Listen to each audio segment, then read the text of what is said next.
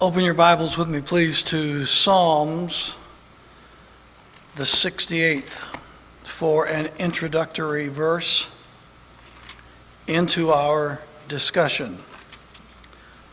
Psalm 68, and I'm going to pull out the last phrase of verse 30.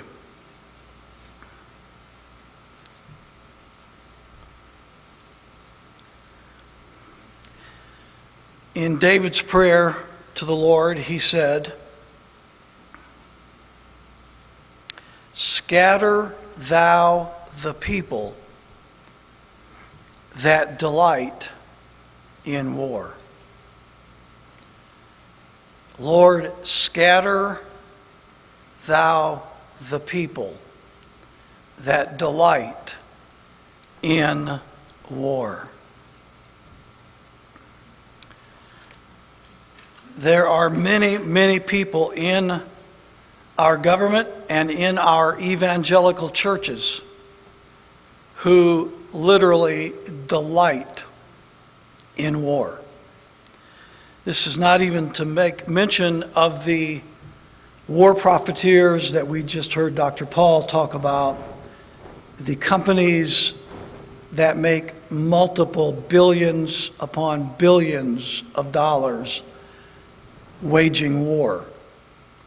There is no greater single activity in the world that makes more profits for more people than war. The bigger the war, the bigger the profits. You heard the mention in the video that we just saw of the pastor from one of the largest churches in the state of Texas.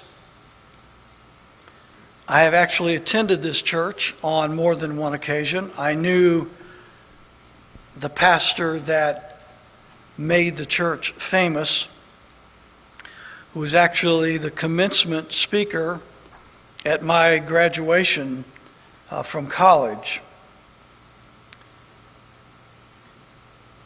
He is one of President Trump's spiritual advisors, and he said, and I'm reading from a Newsmax report, I also saw a video of the pastor, that God had given the president the authority to, quote, take out North Korean leader Kim Jong-un. That God had given him the authority to do that. He's quoted in this article, "When it comes to how we should deal with evildoers, the Bible in the book of Romans is very clear." He's quoting Romans 13 again. "God has endowed rulers full power to use whatever means necessary, including war, to stop evil." Close quote. In the case of North Korea, God has given Trump authority to take out Kim Jong-un. I'm heartened to see that our president, contrary to what we've seen with past administrations who have taken at best a sheepish stance towards dictators and oppressors, will not tolerate any threat against the American people. When President Trump draws a red line, he will not erase it, move it, or back away from it. Thank God for a president who is serious about protecting our country. Close quote. He also said in the video that I saw of him that the Bible has given, per Romans 13, President Trump authority to do anything he wants. That's a quote. Anything he wants. Well, if that's true, if Romans 13 gives President Donald Trump the authority to do anything he wants to do, then Romans 13 also gives the North Korean leader authority to do anything he wants to do.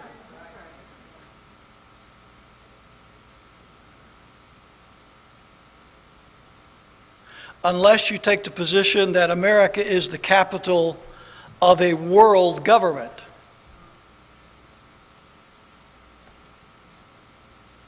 He also said in that video that anybody who disagreed with him, the pastor I'm talking about, just flat didn't know the Bible. I will come back to Romans 13 and the manner in which it was used by this well-intentioned but seriously mistaken pastor a little bit later in this message. Can I have a little bit more, please, on the mic? The title of my message is Biblical and Natural Law Principles Regarding War. Biblical and Natural Law Principles Regarding War. I realize that we are living in a generation that, for the most part, is totally ignorant of natural law.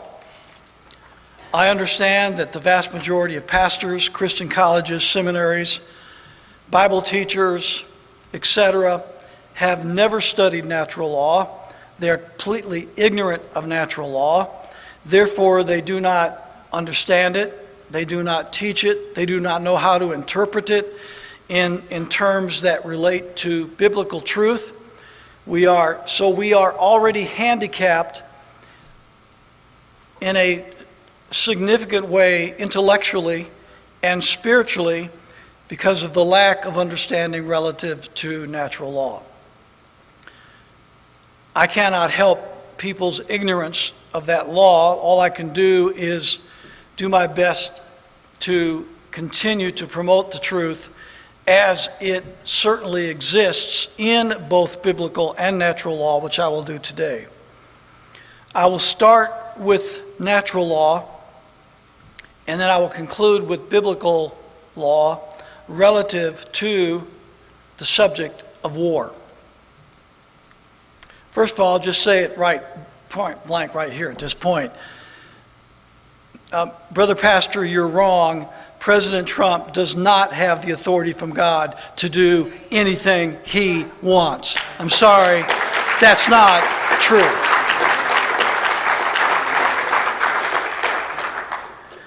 Let me start by quoting Thomas Jefferson on the subject of war.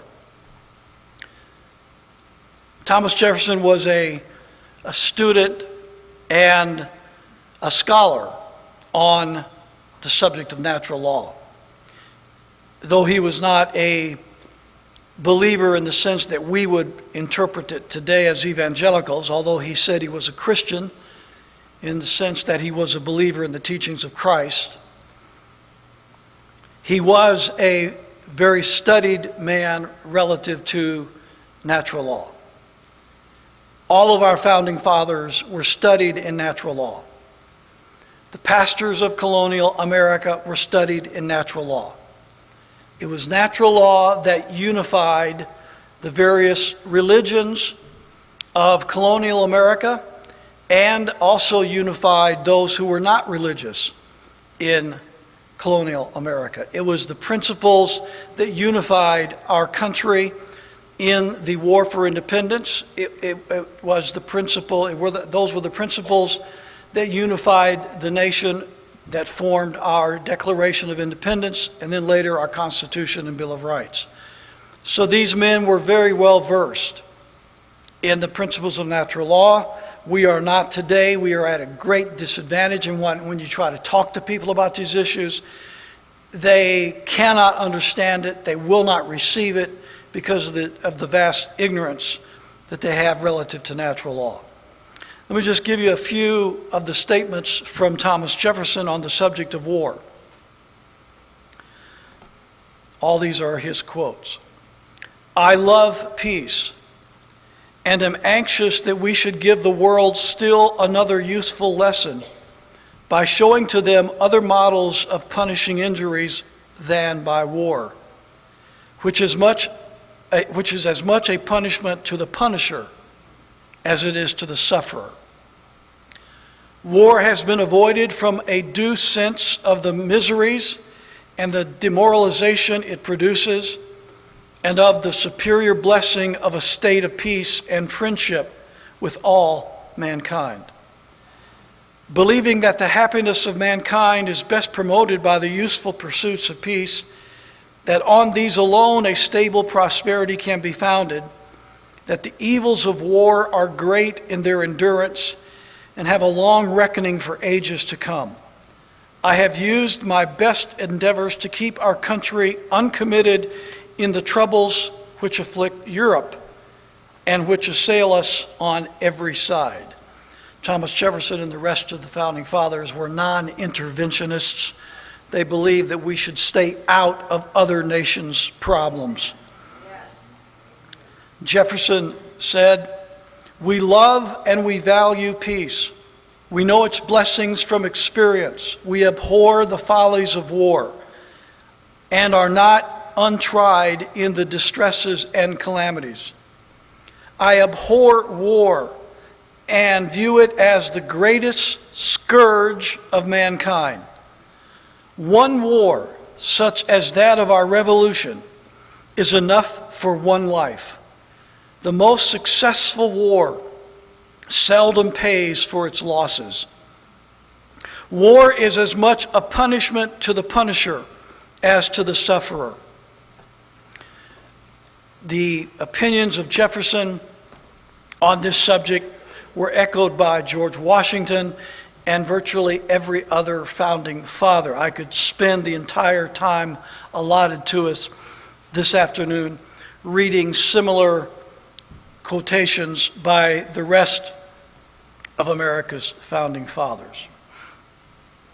I want to go back a little bit further in history and read to you from a book written by Emerdy Vattel, which any honest historian would have to admit is the most important work relative to the law of nations since the Enlightenment period. It was the book that taught and trained Jefferson and Washington more than any other book, and there were several, of course. This was considered the most influential, the most authoritative, the most scholarly on the subject of the law of nations from a natural law perspective. This book was written, if I believe it was in 1758. I want to quote you some of the passages. I have 7 quotations from this book. It looks like this. It's that thick. The letters are not big. And it is a tremendous resource in the subject of natural law, especially as it relates to the law of nations. There is a law of nations to which men must subscribe. This is entitled "Of the Just Causes of War." Please allow me to read these, and please listen carefully to what is being said and understand that our founding fathers comprehended these principles, and our leaders today, including President Trump, obviously do not understand these principles, which is why we are in the precarious position that we are in today as a country and as a planet. "Whosoever entertains a true idea of war, whoever considers its terrible effects, its destructive and unhappy consequences, will readily agree that it should never be undertaken without the most cogent reasons.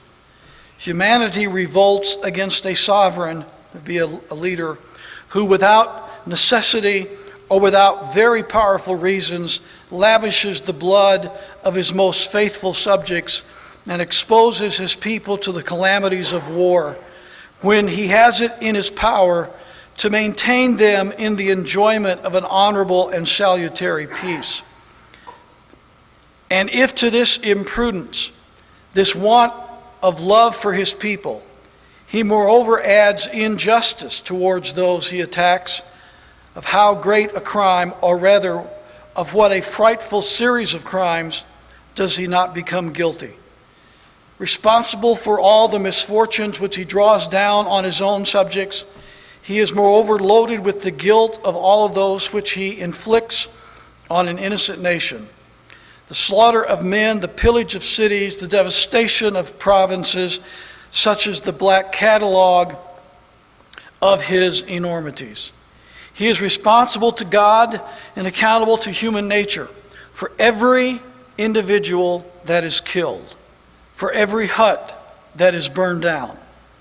The violences, the crimes, the disorders of every kind attendant on the tumult and licentiousness of war pollute his conscience and are set down to his account, as he is the original author of them all. Unquestionable truths, alarming ideas, which ought to affect the rulers of nations, and in all their military enterprises inspire them with a degree of circumspection proportionate to the importance of the subject. The right of employing force or making war belongs to nations no farther than is necessary for their own defense and for the maintenance of their rights. Now, if anyone attacks a nation, he violates her perfect rights. He does her an injury. Then, and not until then, that nation has the right to repeal the aggressor and reduce him to reason. The immediate consequence of the premises is that if a nation takes up arms when she has received no injury, nor is threatened with any, she undertakes an unjust war. Those alone to whom an injury is done or intended have a right to make war. The whole right of the nation and consequently of the sovereign, this is quote 4, is derived from the welfare of the state. And by this rule it is to be measured. The obligation to promote and maintain the true welfare of the society or state gives the nation a right to take up arms against him who threatens or attacks that valuable enjoyment. But if a nation or an injury done to her is induced to take up arms not by the necessity of procuring a just reparation, but by a vicious motive, she abuses her right. The viciousness of the motive tarnishes the luster of her arms, which might otherwise have shone in the cause of justice. The war is not undertaken for the unlawful cause which the nation had to engage in it. That cause is now no more than a pretext. And to the sovereign in particular, the ruler of that nation, what right has he to expose the safety of the state with the lives and fortunes of the citizens to gratify his passions? Quote 5. Nations that are always ready to take up arms on any prospect of advantage, nations that are always ready to take up arms on any prospect of advantage are lawless robbers. But those who seem to delight in the ravages of war, who spread it on all sides without reasons or pretexts, and even without any other motive than their own ferocity, are monsters, unworthy the name of men. They should be considered as enemies to the human race, in the same manner as in civil society professed assassins and incendiaries are guilty, not only towards the particular victims of their nefarious deeds, but also towards the state, which therefore proclaims them public enemies. Quotation 6. In order to estimate the justice of an offensive war, the nature of the subject for which a nation takes up arms must be first considered. We should be thoroughly assured of our right before we proceed to assert it in so dreadful a manner. If therefore the question relate to a thing which is evidently just, as the recovery of our property, the assertion of a clear and uncontestable right, or the attainment of just satisfaction for a manifest injury, And if we cannot obtain justice otherwise than by force of arms, offensive war becomes lawful. Two things are therefore necessary to render it just. First, some right which is yet to be asserted, that is to say, that we be authorized to demand something of another nation. Two, that we be unable to obtain it otherwise than by force of arms. Necessity alone warrants the use of force. It is a dangerous and terrible resource. Nature, the common parent of mankind, allows of it only in cases of the last extremity. And when all other means fail, it is doing wrong to a nation to make use of violence against her before we know whether she is disposed to do us justice or to refuse it. Those who, without trying pacific measures, run to arms on every trifling occasion sufficiently show that justificatory reasons are, in their mouths, mere pretexts. They eagerly seize the opportunity of indulging their passions and gratify their ambitions under some color of right. And lastly, the seventh quotation. On the whole, it is evident that the offended party alone has a right to punish independent persons. We shall not here repeat what we've said elsewhere of the dangerous mistake or extravagant pretensions of those who assume a right of punishing an independent nation for faults which do not concern them, who madly setting themselves up as defenders of the cause of God, take upon them to punish the moral depravity or irreligion of a people not committed to their superintendency. Close quote.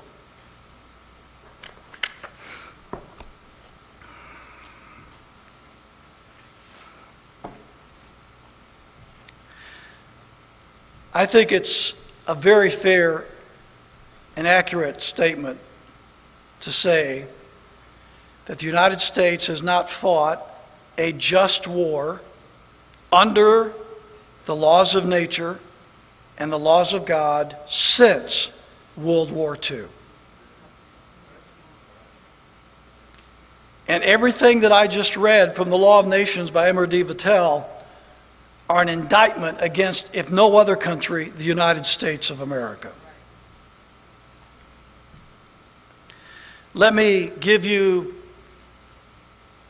the just war theory as taught by Augustine and Thomas Aquinas, which is to this day considered the Christian standard for just war doctrine, and is still in Catholic catechism to this very day. In fact, I am quoting from Catholic catechism in its summary of the just war theory as taught by Augustine and Aquinas. All citizens and all governments are obliged to work for the avoidance of war. Despite this admonition of the Church, it sometimes becomes necessary to use force to obtain the end of justice. This is the right and the duty of those who have responsibility for others, such as civil leaders and police forces. While individuals may renounce all violence, those who must preserve justice may not do so, though it should be the last resort once all peace efforts have failed. As with all moral acts, the use of force to obtain justice must comply with three conditions to be morally good. First, the act must be good in itself. The use of force to obtain justice is morally licit in itself. Second, it must be done with a good intention, which, as noted earlier, must be to correct vice, to restore justice, or to restrain evil, and not to inflict evil for its own sake. Thirdly, it must be appropriate in the circumstances. An act which may be otherwise good and well motivated can be sinful by reason of imprudent judgment and execution. In this regard, just war doctrine gives certain conditions for the legitimate exercise of force, all of which must be met. Now this comes from Augustine and Aquinas. Number one, the damage inflicted by the aggressor on the nation or community of nations must be lasting, grave, and certain.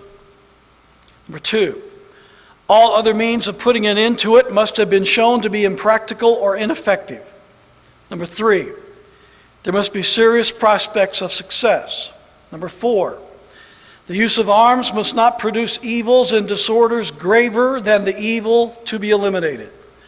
The power of modern means of destruction weighs very heavily in evaluating this condition. Responsibility for determining whether these conditions are met belongs to the prudential judgment of those who have responsibility for the common good. The church's role, I really like this last statement.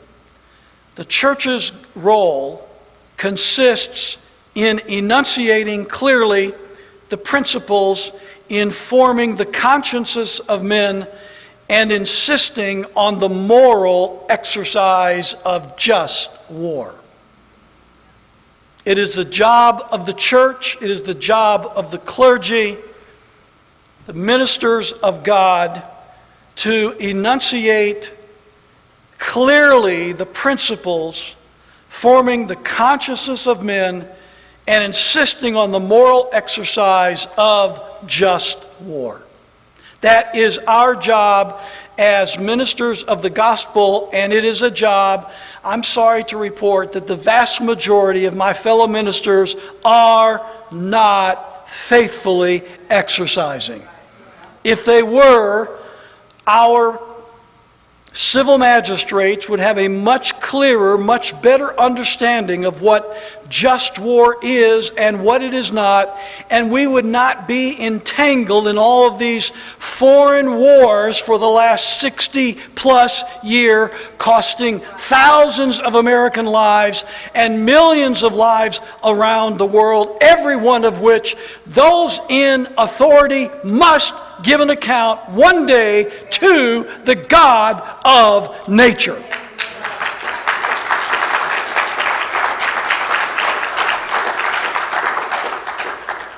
We have to address this part of the issue to understand where we are today. Without this understanding, we cannot understand what we are facing today.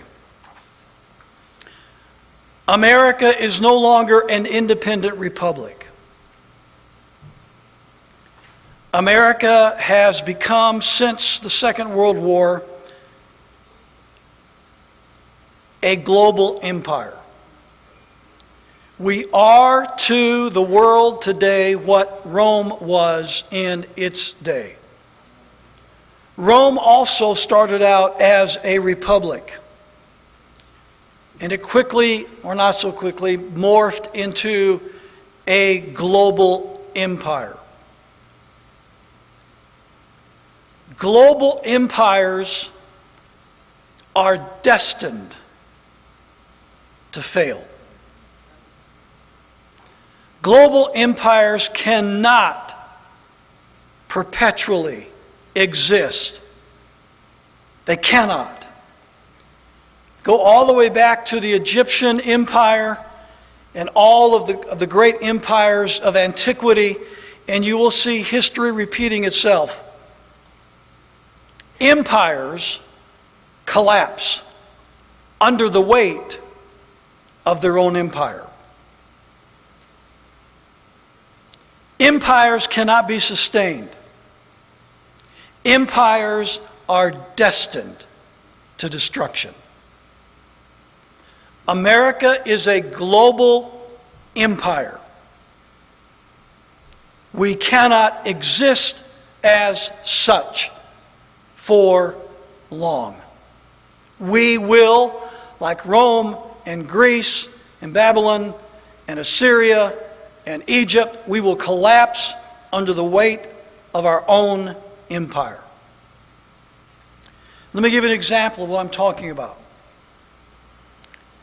The United States has nearly 1,000 military installations, major and minor, in 135 countries around the world.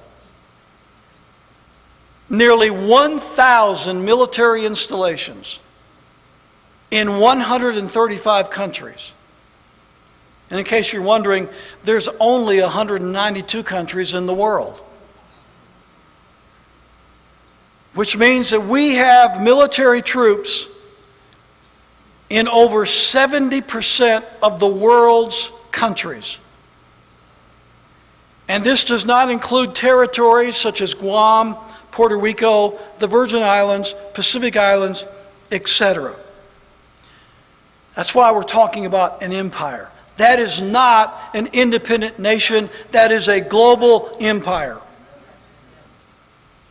America spends more money on its military than the next 8 countries combined. America has the most interventionist foreign policy in world history. I appreciate what Dr. Paul said in the video that we watched earlier about the fact that we are conducting military training exercises constantly on the border with North Korea. We are forcing South Korea to accept nuclear weaponry that it doesn't even want. We are putting South Korea in extreme jeopardy through the aggressive behavior of the U.S. government via its military forces in that region. We are flying military aircraft over the Korean airspace. What would America think? What would you think?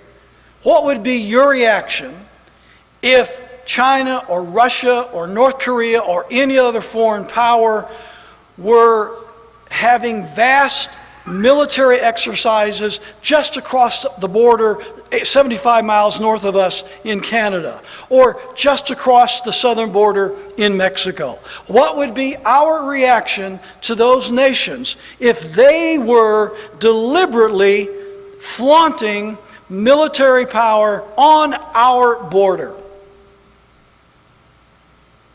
There's not a one of you in this room, there's not a person watching, there's hardly an American anywhere in this country that would not consider that an act of war and would demand that our government reject and repel those exercises on our border.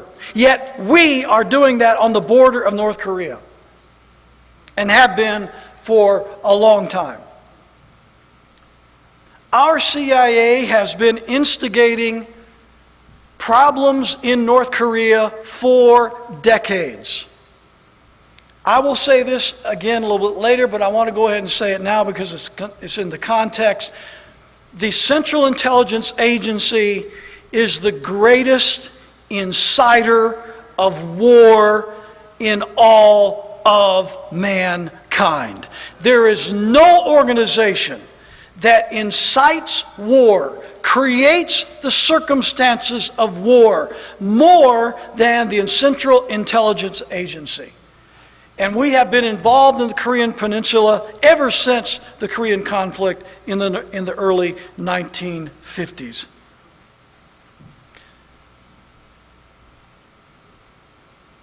If you think the threat from North Korea is real, you are welcome to your opinion. I do think it would be wise for you to turn off Fox News and the other news channels and start doing a little independent research for yourself to see whether or not this is indeed a real threat or whether it is just more warmongering. It's amazing how when any president, Democrat or Republican, starts to get in political trouble with the people at home, a war seems to appear, and then everybody loses all of their attention for whatever the problem was at home, and now they're focused on war, and everybody wants to rally around the president. Clinton did this brilliantly whenever he was in office. Bush did it. Obama did it. Presidents of recent memory, Democrat and Republican, liberal and conservative. It's amazing how whenever they start getting in political trouble at home, all of a sudden there's military conflict that arises around the world that we've got to be worried about and we've got to be concerned about. But if you want to believe that North Korea is a clear and present danger and that there's no option, by the way, the only person unwilling to talk right now is Donald Trump. The North Korean leader has practically begged President Trump to sit down at the bargaining table and talk. China and Russia have said, look, what you have to do is this. North Korea, stop with your missile test. United States and South Korea, stop with your military exercises and both sit down at the bargaining table and talk this out. Any reasonable person who doesn't want war, any reasonable person who would do anything rather than subject his nation to war, would be more than willing to accept such a reasonable request. China has even said, if North Korea fires first on U.S. territory or interests, it will not interfere and allow the United States to retaliate without interference. But they also said if the United States fires first, they will come to the assistance of North Korea. North Korea shares border with both China and Russia. If you want to think that we have no recourses and there's nothing else we can do, fine, you can think that way. But number one, our president has so far refused to talk with his counterpart in North Korea. That's on him. That's not on the North Korean leader. And the very idea that North Korea does indeed have the kind of technology that it could launch an ICBM into the mainland of the United States is extremely dubious. Extremely. If you want to believe that it's a threat and we need to go to war and we need to launch nuclear bombs and we need to launch attacks and we need to risk World War III with China and Russia, if you want to feel that way, fine. But now Mr. Trump says that he's considering using military forces in Venezuela.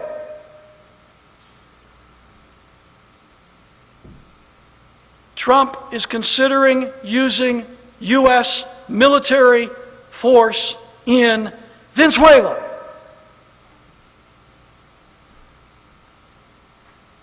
This is not a shocking revelation, what I'm about to say. Venezuela poses absolutely no threat to the United States of America. None.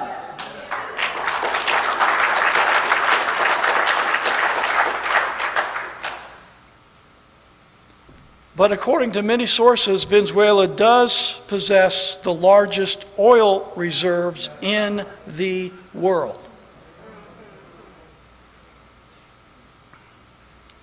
We were told Iraq was a threat to the United States. We had to attack Iraq. Afghanistan was a threat to the United States. We had to attack Afghanistan. Libya was a threat to the United States. We had to attack Afghanistan. By the way, in modern history,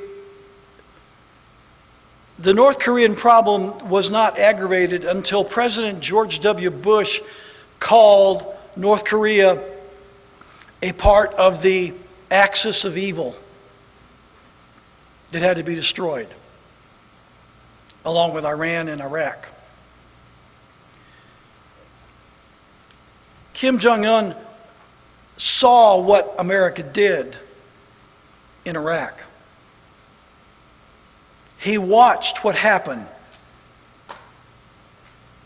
to the leader in Iraq and Libya. That's when he began ratcheting up his defensive plans and his attempts to excel at missile coordination, etc., in an attempt to try and protect himself and his country. Any common sense, I don't think this is a raving madman. Anybody of any common sense would say, gee, I was named as three of the axis of evil, and look what's happened to the other two, and look what's happening in Iran right now, and look what's happened in Iraq. Gee, I might be next.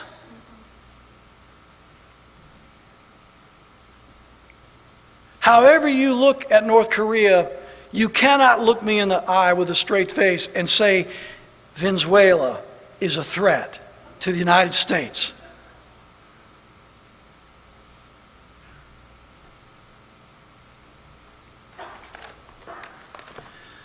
I have promoted this book for months. I bet there's some of you in this room that have not read this book yet. Maybe you don't want to read it because you don't want to believe it. Maybe if it's for another motive. War is a Racket by Major General Smedley Butler, USMC. At the time he wrote this book, he was the most decorated military man in the history of the United States of America. He won 2 Congressional Medals of Honor.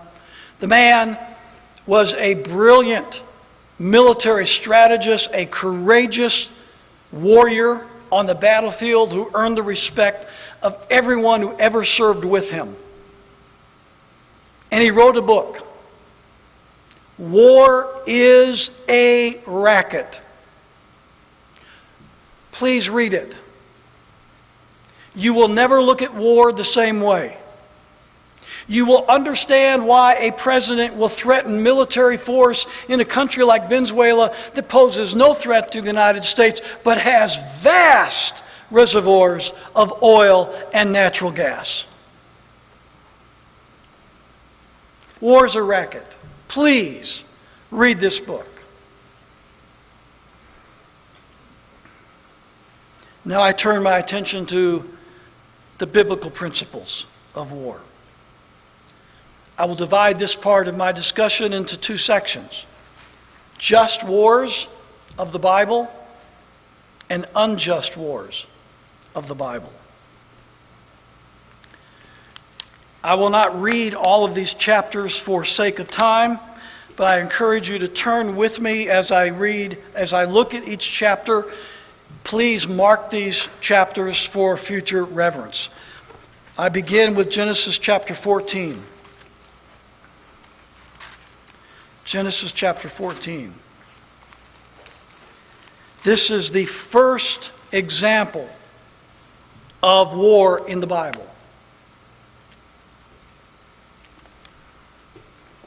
And it was a just war.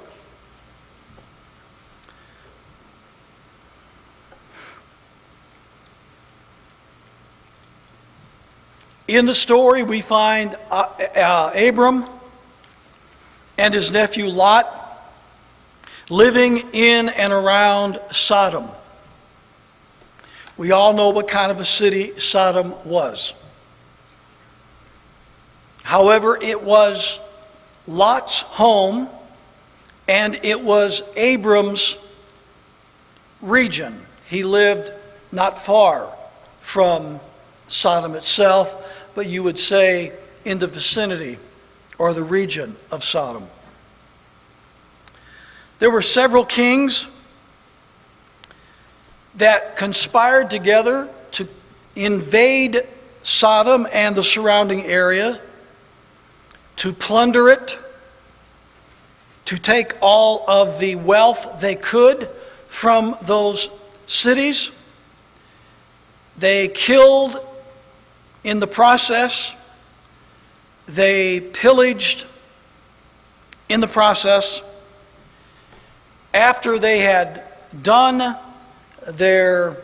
after they had finished their invasion, they took several slaves as captives with them. One of them was Lot, Abram's nephew.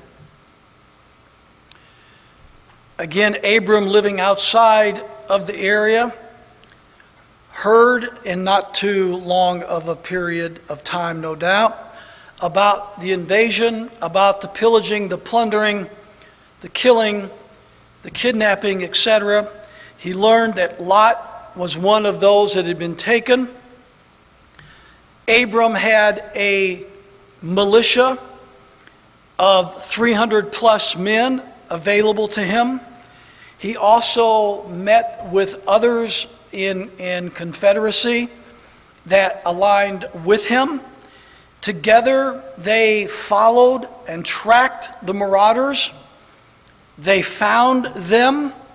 They attacked them. They defeated them. They brought back the goods, the material substance that had been taken. They took back Lot and the others that had been kidnapped. As they came home, they were met by Melchizedek, who is referenced again, a very important reference. I have in my series of messages on the church in Israel, one of my messages is about Melchizedek and the importance of that in our understanding as the New Testament church, comparing it to the Levitical priesthood of Old Testament Israel. There are many Bible scholars who believe that Melchizedek was actually a pre-Bethlehem appearance of Christ. That it was actually the Lord himself that appeared unto Abram after the battle of the kings. That's in theological terms called a Christophany. If he was not the pre-Bethlehem Christ, which I believe he was, he certainly was a type of Christ, as is clearly seen in the book of Hebrews. This was a defensive war without any question or reservation. This community was attacked, unprovoked. People were killed. Property was pillaged and plundered. People were taken captive. Abram responded accordingly. It's interesting to me that for all these Romans 13 fanatics, it's interesting to me that what Abram was rewarded from Christ for was this battle which he took place in, actually led, in Genesis chapter 14. To me, I find that significant. The point is that it was a defensive war. It was not an aggressive war. And it was justified in the eyes of God, clearly noted by the fact that Melchizedek, who might have been Christ himself, actually rewarded him for his war effort. The second passage I want, and by the way, I've only picked out a handful of passages for sake of time, as you can imagine, the innumerable passages that we could look at through the scripture. The second one I've selected is Hebrews chapter 11. A very familiar passage of scripture to most of us. We call it the Great Hall of Faith chapter. In the midst of this chapter, the Bible lauds the following men who engaged in war: Gideon, Barak, Samson, Jephthah. Each of these were judges who, being subjected to an alien, oppressive nation, were led of God to raise an army of rebellion against their oppressors. And with God's direction and with God's assistance, those judges were successful in defeating the oppressors and delivering the children of Israel from their bondage and setting the nation free, at least for a period of time. The issue was oppression. The issue was they had been invaded by an alien power. They had been overtaken by an alien power. They were living in bondage and subjection to an alien power. Men were raised by God to rebel against those powers, to fight war against those powers, and were given victory over those powers by God. Clearly, those were justified wars. The men who waged those wars are listed in the Great Hall of Faith by the Holy Spirit in Hebrews chapter 11. So we have a defensive war in Genesis chapter 11, the first mention of war. We have a defensive war in Hebrews chapter 11, actually a series of wars that are referenced in Hebrews chapter 11. The next chapter that I have chosen to look at is 2 Samuel chapter 10. 2 Samuel chapter 10. This is the story of King David when he fought the Amorites. Read the chapter, and you will see that even though the Amorites were considered enemies of Israel and had been enemies, aggressive enemies, at various points of time, David sought peace with them. He sent an embassage of peace to the Amorites, expressing his desire to live peacefully with them, expressing his desire to not be at war with them. They humiliated the embassage. They armed themselves for war, and they chose to attack David's forces. David was justified in defending his people and his troops, and they fought against the Amorites, and God gave them a great victory. Again, a just war. David sought peace. The Amorites chose war. You remember when David said in one of the Psalms, "I am for peace, but when I speak, they are for war." I know what that feels like. The next passage I've chosen is 1 Samuel chapter 25. And I just want to read one verse. 1 Samuel chapter 25.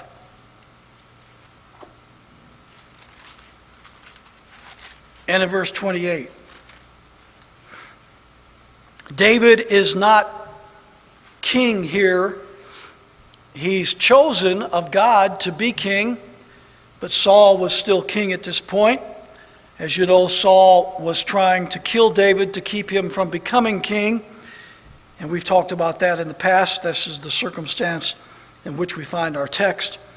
In 1 Samuel chapter 25 and verse 28, look at what Abigail said to David.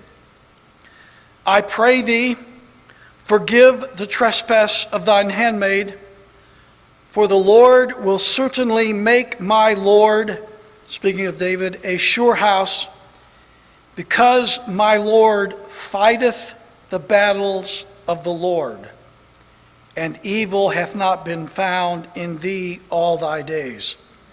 This is before he was installed as king, of course. But notice what she said,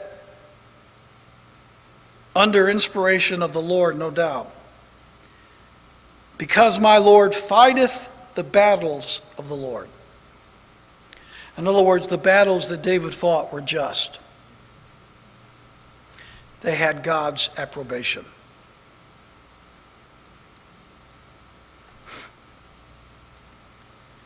In Genesis chapter 9 and verse 6, we have God's dealing with the subject of war and bloodshed in general. When God said to Noah, "Whoso sheddeth man's blood, by man shall his blood be shed, for in the image of God made he man."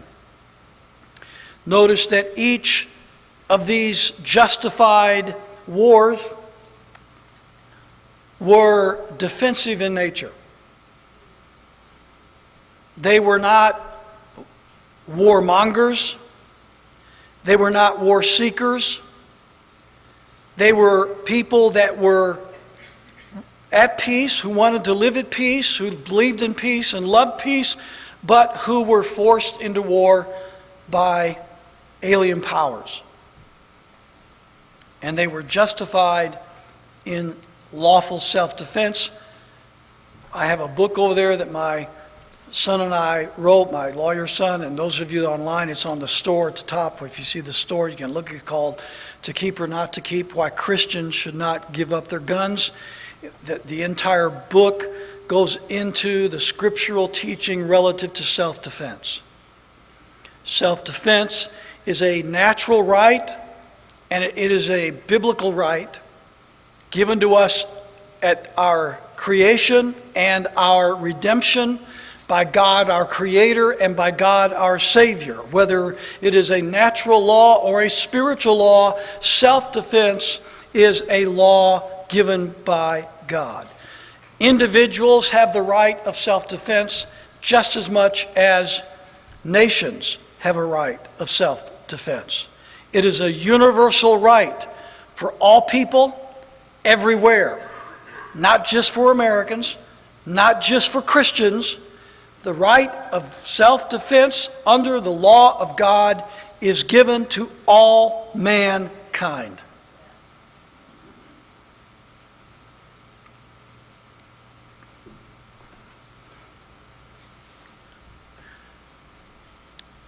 By the way, if the mere threat of injury justifies physical attack, I have been threatened many times with physical injury.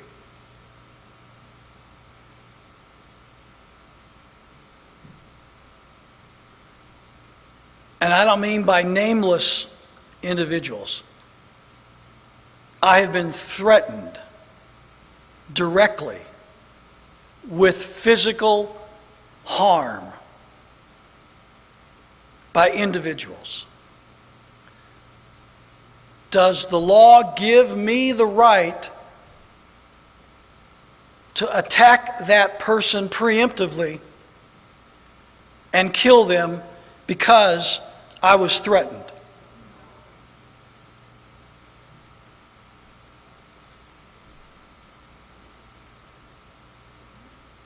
You know, the laws of this state or any state would not sanction such a killing.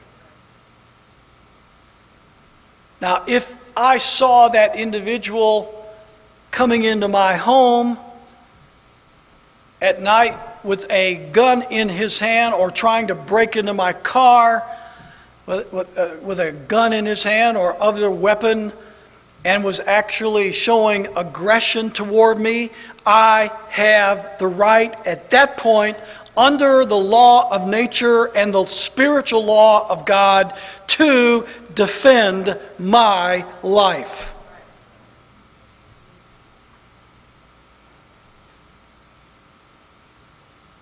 There is a line that must be crossed before an act of violence can be considered lawful in the eyes of men and God.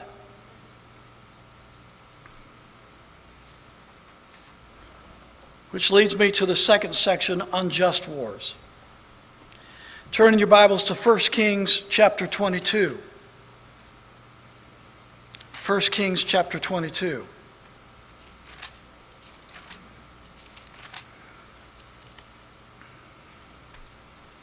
This is a classic illustration of an unjust war.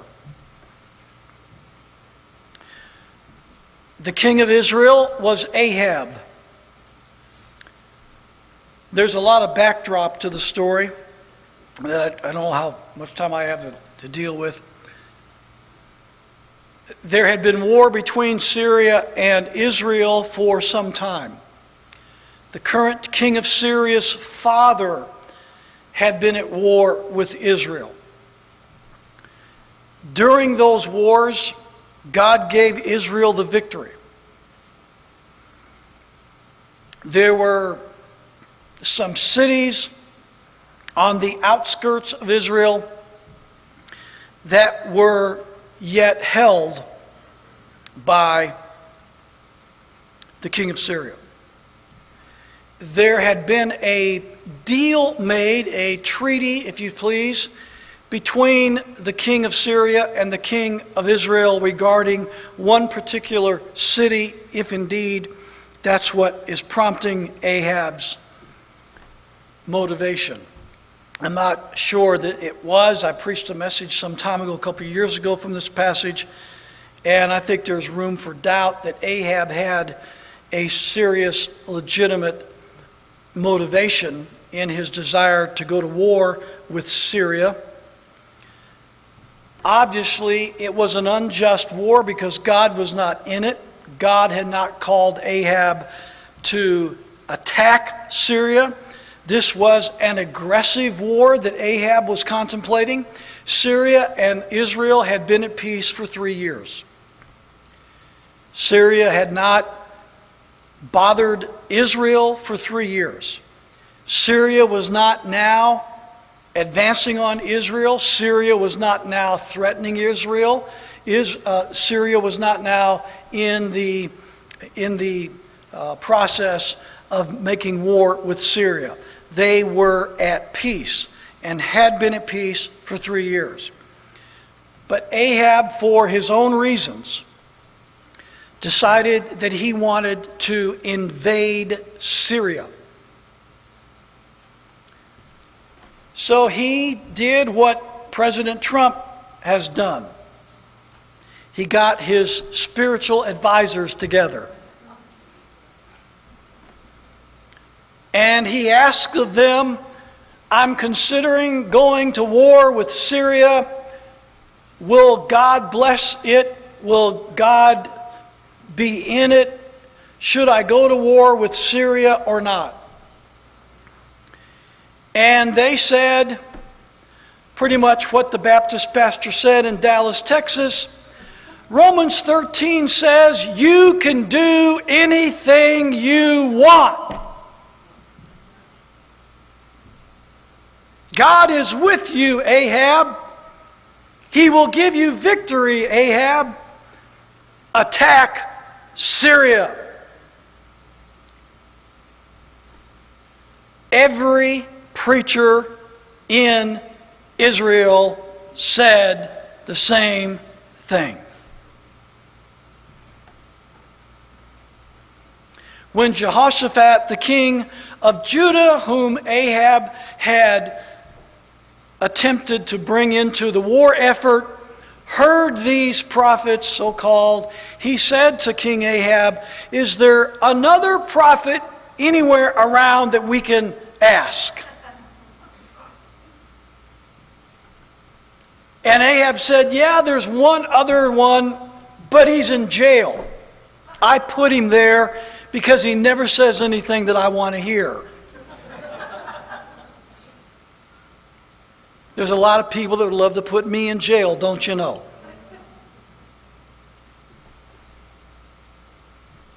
Well, let's hear what he has to say. And so, acquiescing to Jehoshaphat's request, they went to prison, they dressed him up, cleaned him up, and brought the prophet Micaiah into the throne room, and they asked him the same question. The first thing he said was, yeah, God is with you. Go all to war, Ahab. Sure, why not? Go ahead. In about that tone of voice, I'm confident. And Jehoshaphat said, no, wait, you're mocking now. We want to know the truth. What do you say of this? What would God have us do? And then he told them the truth. If you go into this war, your army will be destroyed, and you, Ahab, will not survive. And Ahab turned to Jehoshaphat and said, see? What'd I tell you?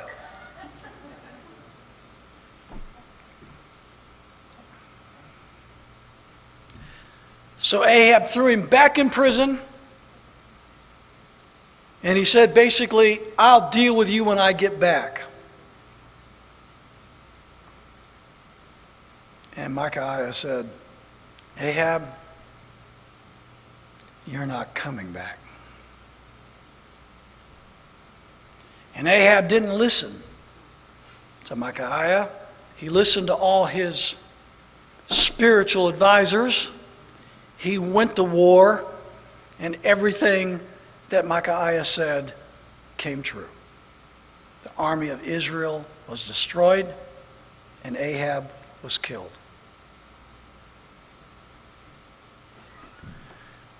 Ladies and gentlemen, do you not understand that America's total destruction could come as soon as its next war? Do you not understand that? In the providence of God, our destruction could come as soon as our next war. Didn't say it would. I said it could.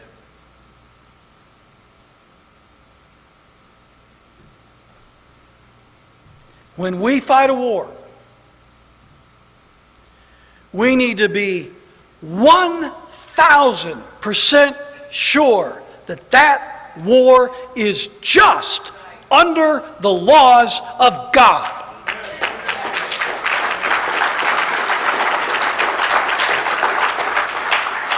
The next example of an unjust war is one that didn't happen but would have happened if God had not intervened, and that's in 2 Samuel chapter 24. I have gone over this before. In fact, I have a message taken from this chapter called The Crime of Aggression. It's on the table. It's on the store if you're watching online. The whole message is taken from this chapter in this story about David. This was the same David that Abigail said previously had fought just wars, and she was right, and he had.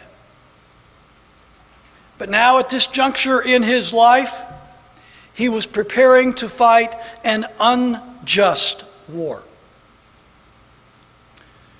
We don't know who the enemy would have been. The Bible doesn't tell us. All it tells us is that David decided to number the people, and then you have the tally of that number. And when he says number the people, he's not talking about a census of the population. He's talking about a numbering of the fighting men. It was an assessment of his military strength. That's what he was asking for. I want to know the assessment, the exact determination of our military strength. Many of his commanders immediately recognized this to be wrong. And they begged him not to follow through with it, because they knew what this meant. This meant that David was preparing to go to war. This was an aggressive war. David was not under attack. Israel was not under attack. There was no defensive situation at hand. So whatever David was planning, it was an aggressive war. And many of his men begged him, don't do this. They recognized this was not right. David did it anyway. And you will read, if you read the chapter, you'll read the report of exactly how many fighting men were numbered, which is the number that he wanted. And no doubt, the details of that army were also given to him that we're not told in the chapter. The types of men, the units in which they served, their specialty, where they were situated, everything about his army would have been given him in that report. He was preparing for war.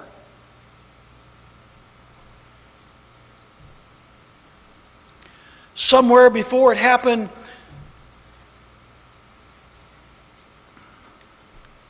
David came to his senses. He recognized the evil of what he had done and what he was contemplating. He went to God in intercession about it. God told him in no uncertain terms,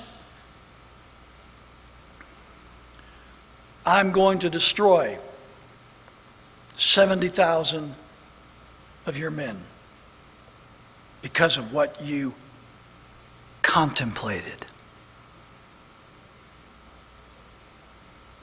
Because of what you were going to do. If David had not have repented of his war criminality, if he had followed through with it, there is no question God would have destroyed his army, his nation, and David himself. But since David repented, God showed leniency. He killed 70,000 of his men. They paid the price for the leader's rebellion against God's laws.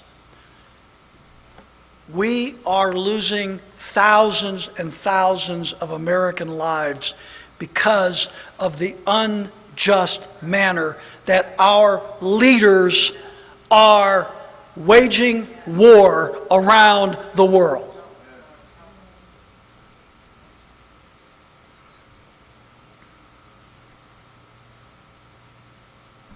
That was King David.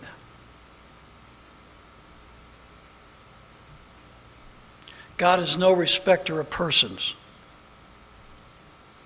The principles and the laws of God are immutable. And it doesn't matter what age, what generation, what nation, what race, what kingdom, the laws of God and nature relative to war or any other subject are immutable. Do you mean to tell me that God would judge King David for the contemplation of such a crime, but he will let anyone else and everyone else get by with actually committing or even contemplating such a crime?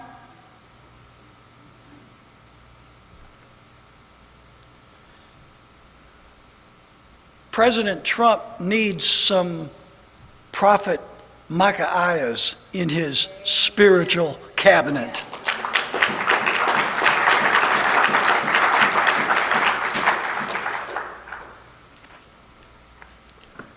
I will leave you with one other passage, Genesis chapter 18.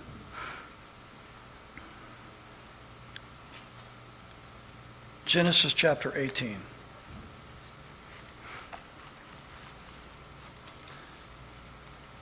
Verses 25 and 26. This is the story of the destruction of Sodom and Gomorrah. The angel comes to Sodom. Again, this could have been a Christophany, a pre-Bethlehem appearance of Christ. I think it was.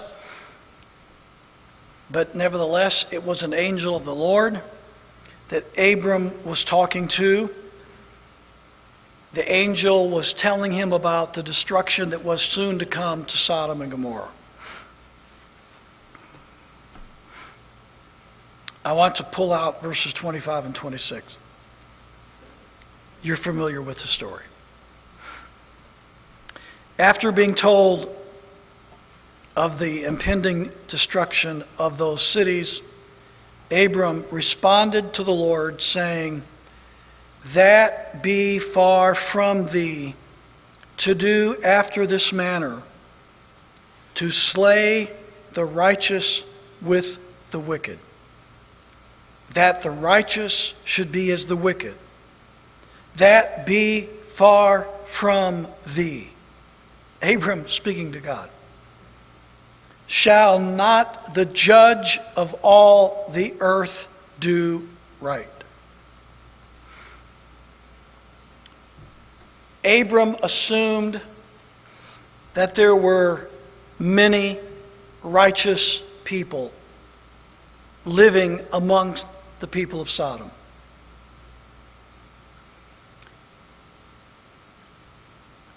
In every bad place, you will find good people. And in every good place, you will find bad people. Abram was thinking of the righteous people he assumed were in Sodom.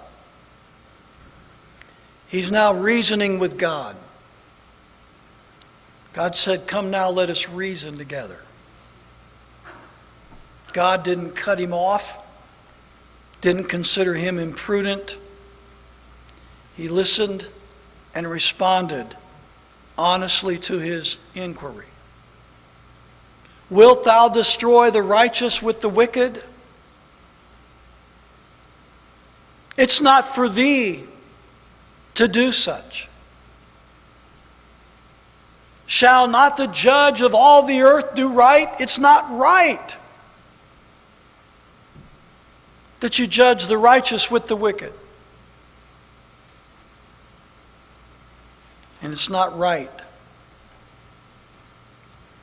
when we commit egregious acts of terrorism, death, and destruction against innocent people.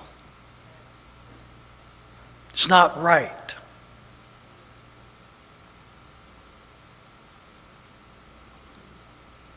And I'm not going to go at length to discuss the atrocities that we could talk about very legitimately that are taking place almost daily in the Arab world, taking the lives of tens of thousands of innocent men, women, and children. I find it hypocritical to the nth degree for our president to be talking about sending military troops to Venezuela because of the suffering that's going on in that country, when the greatest suffering in the world right now is in Yemen and the Sudan and in that region, where there has been genocide going on for over 2 years. A vicious, vile, bloodthirsty, evil dictator tyrant has been committing genocide against those poor folks for 2 years. They are dying by the millions.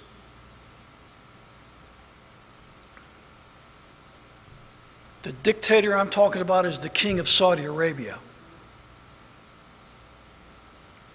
And not only is the United States not assisting the Yemenis and the Sudanese people in their suffering, we just have made billions of dollars in military assets available to the tyrant of Saudi Arabia.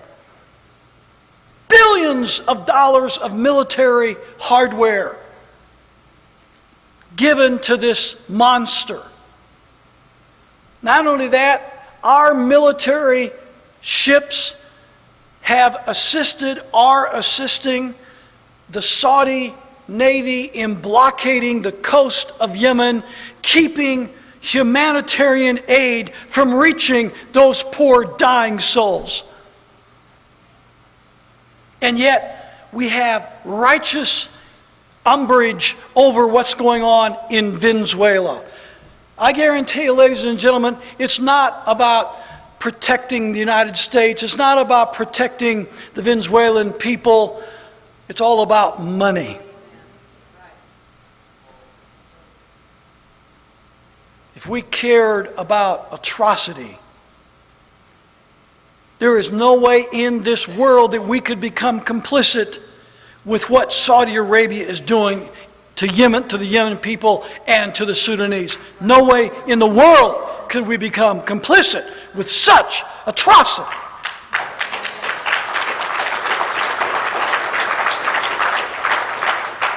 By assisting the Saudi regime, we are culpable for the deaths of every person who dies in that region of the world from the atrocious behavior of the Saudi government. We are equally culpable. I'm tired of hearing all this righteousness about the United States of America when our hands are as bloody as any government in the world.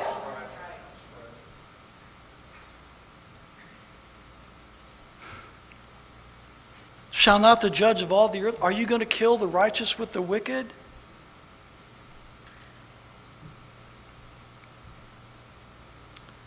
Notice the angel's response. And the Lord said, if I find in Sodom 50 righteous within the city, I will spare all the place for their sakes. I will spare the wicked for the sake of the righteous. I'll have mercy on the righteous. I will not spare. I will not destroy the wicked, because I would have to destroy the righteous in the process, and I won't do it. You say 50, if there's 50 there, I will spare the city. You know the story. What about 40? I'll spare it for 40. What about 30? I'll spare it for 30. What about 20? I'll spare it for 20. What about 10? I'll spare it for 10 righteous people.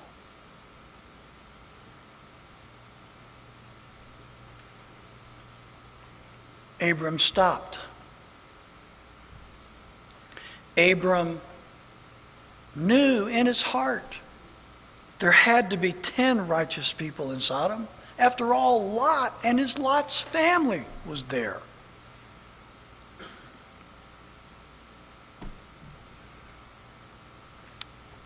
The principle is this: God respects the difference between the righteous and the wicked.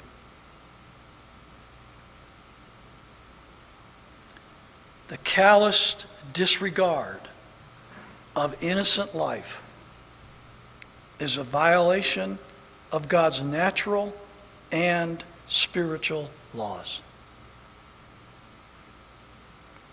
I say again, the callous disregard of innocent human life is a violation of God's natural and spiritual laws. I shudder in my soul when I hear some Christians and even pastors talk. I hear them say things like, let's just drop nuclear bombs on the whole place and wipe everybody off the face of the earth.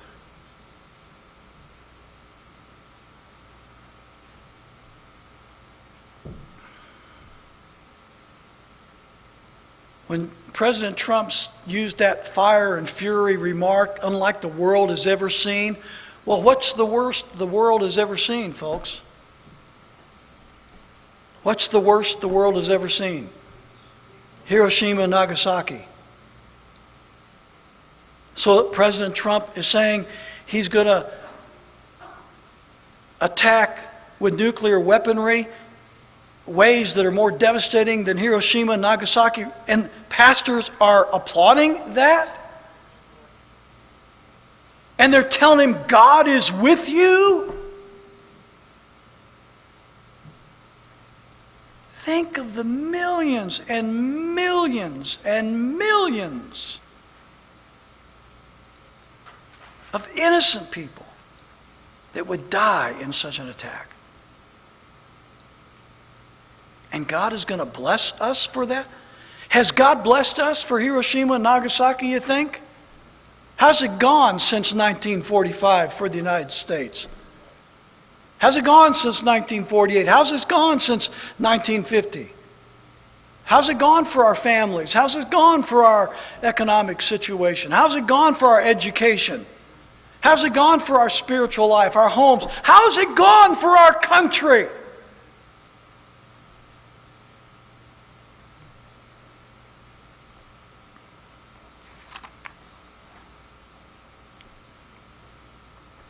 Some estimates suggest that since World War II, America's military machine has killed up to 2 million mostly innocent people around the world, mostly in the Arab nations.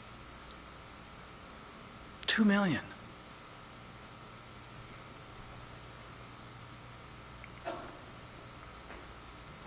As I've said already, our CIA and its masters among the neocons in Washington, D.C. have incited the vast majority of wars and international conflicts.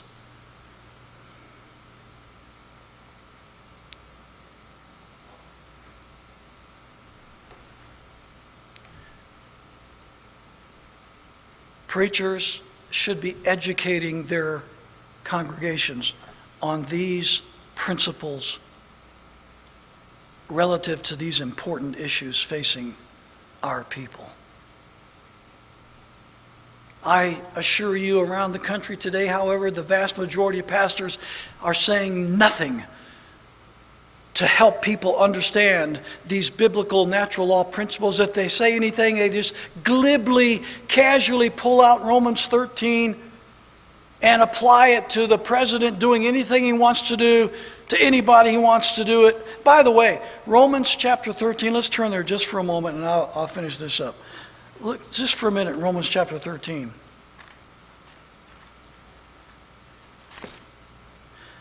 By the way, I have a book on Romans chapter 13. The true meaning of submission. Get it. Romans chapter 13 has nothing to do with instructions of wars against nations. Nothing. Nothing to do with the subject of national, international war. It's all about the relationship between believers and their own government. Every soul be subject to the higher powers. There's no power. I'm not going to go into this. Again, get the book, will you? Whoso therefore is the power, verse 3, for the rulers are not a terror to good works, but to evil. Wilt thou then not be afraid of the power? Do that which is good, and thou shalt have praise of the same. He's talking to the believer. He's talking to the citizen or the subject of a country, a leader, a government. He's talking about the relationship between believers and their government. Has nothing to do with waging war with other nations. Nothing.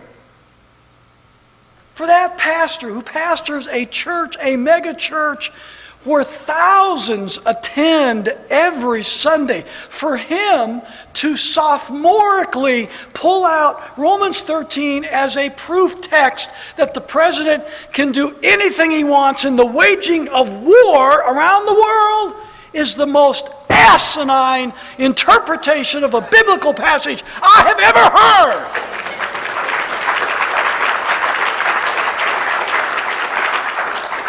Thousands of people go sit under his ministry every Sunday. It's on television all over the country.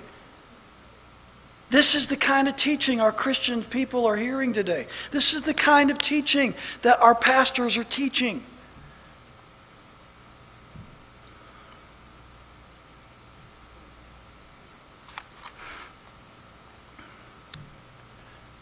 And I have to end, I guess, I have to say this before I end. I couldn't care less who is in the White House. I don't care if it's a Republican or a Democrat, if it's Donald Trump or Hillary Clinton. Whoever sits in that office makes no matter to me. Whoever sits in that office is responsible for the laws pertaining to that office, irrespective of their political party or their race or gender. I have maintained a position on this subject for I don't know how long. I can't count the years. I have been talking about natural law. I've been talking about the principles of peace. I've been talking about just war and unjust war. I've been talking about these things forever. And when a Democrat is in the White House, I am a hero.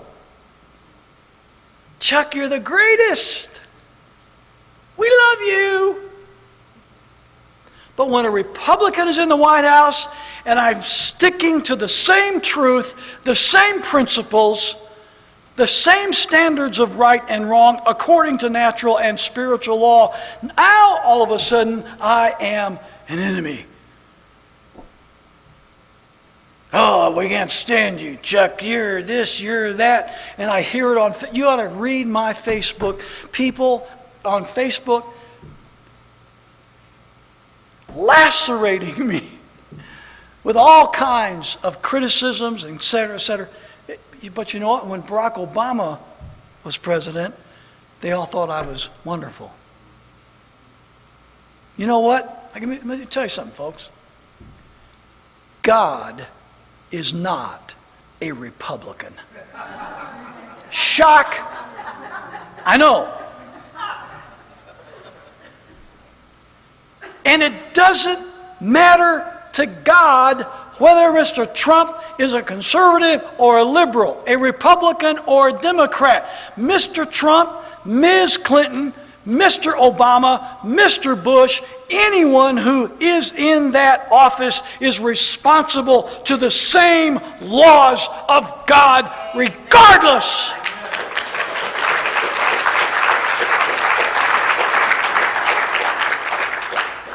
And frankly, I'm just not going to waver or change what I know to be true and not be willing to talk about it because people might be upset because of whoever occupies the office.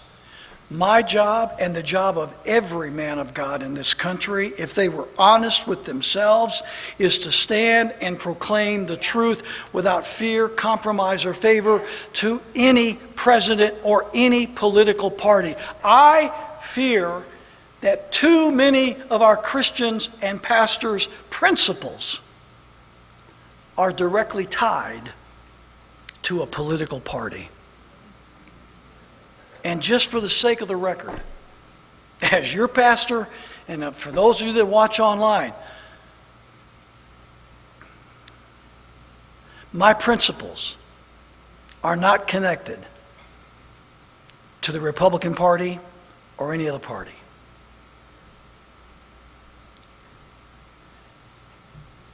We don't need a bunch of hawkish, warmongering, senseless, mad rhetoric about war.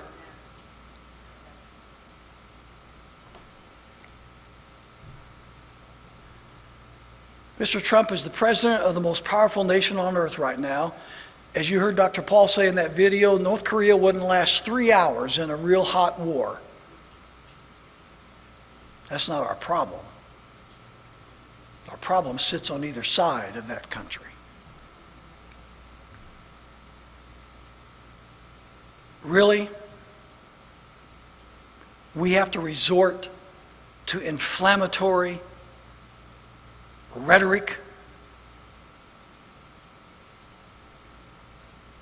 It's my experience that the guys who are really tough don't have to go around bragging about how tough they are.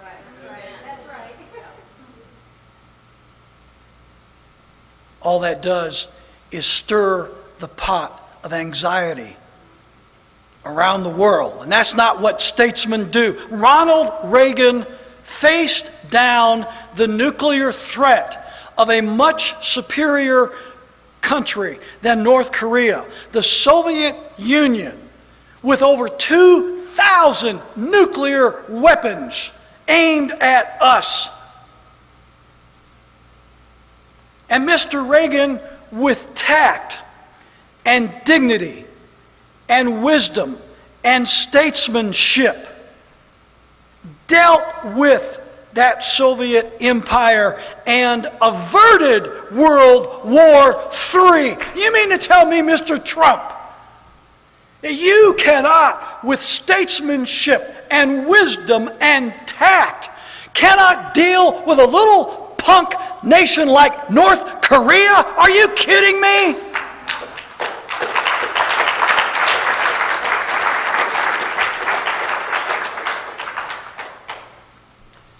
We should be, as believers, in serious prayer about this situation. We need to be of sober mind and heart. When we discuss this with our friends and people we have influence with, we should be very sober-minded, reminding people of how important it is that it be a just war. How God is angry at unjust war and how He will punish those who do not engage in just war. We should be cautious and cautioning. We should reflect the Spirit of Christ that exudes peace. Nobody who is sane, I don't care how powerful they think they are, if you are sane, you don't want war.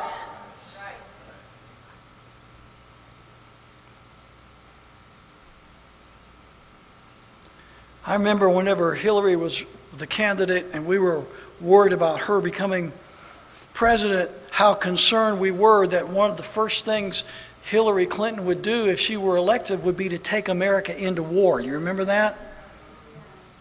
And Mr. Trump at that time was talking about peace and negotiation and everything. And she was going to take us to war. And we were all concerned about Hillary taking us to war. Well, now Mr. Trump's on the verge of taking us to war. And the same people that were criticizing Hillary are praising Trump.